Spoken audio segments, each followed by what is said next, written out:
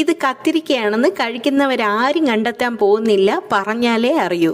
എരിവും പുളിയും ഉപ്പും ഒത്തുചേർന്ന കത്തിരിക്ക ടൊമാറ്റോ ചട്നി ചൂട് മില്ലറ്റ് ദോശയുടെ കൂടെ കഴിക്കാം. 1 സ്പൂൺ വെളിച്ചെണ്ണയിൽ കത്തിരിക്കയും പച്ചമുളകും വഴറ്റാം. എന്നിട്ട് വെള്ളം ചേർക്കാതെ തന്നെ അടച്ചു വെച്ച് കുക്ക് ചെയ്യാം.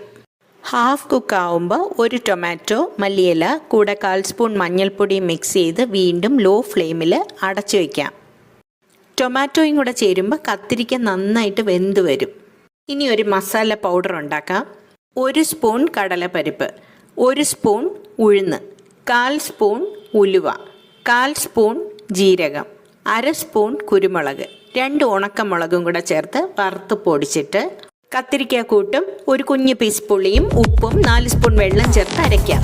വെളിച്ചെണ്ണയിൽ കടുക്, ഉള്ളി, കറിവേപ്പില മൂപ്പിച്ച് ചേർത്ത് ചപ്പാത്തി, ഇഡ്ഡലി, ചോറ് അങ്ങനെ എന്തിൻ്റെ കൂടെയും കഴിക്കാം.